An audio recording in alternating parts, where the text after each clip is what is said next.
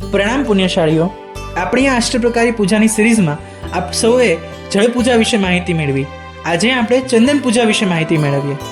ચંદન એ શીતલ છે, શીતળતાનું પ્રતીક છે.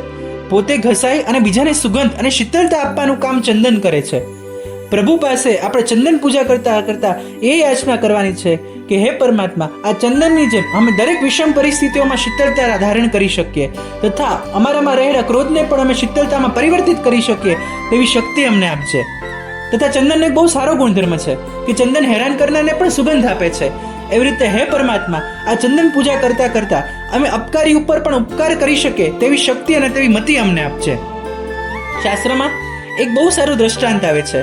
એક રાણીને કોઈ પૂર્વના કર્મના ઉદયથી દુર્ગંધા નામનો રોગ લાગુ પડ્યો. તેના હિસાબે તેના શરીરમાંથી એકદમ પ્રચંડ દુર્ગંધ આવવા માંડી.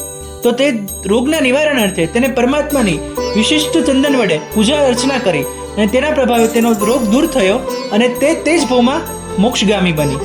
તો આપણે પરમાત્માને ચંદન પૂજા કરતા કરતા એ યાચના કરીએ કે હે પરમાત્મા, આ ચંદન છે ને એ જ્વરને શાંત કરનાર છે. તમારામાં આત્મામાં લાગેલા ભયંકર કર્મના જ્વરને શાંત કરી અને પ્રચંડ પુણ્યના ઉદય કરાવી અમે પણ સૌ મોક્ષ અને પામીએ તેવી અમે પ્રાર્થના કરીએ છીએ. જય જીન શાસન.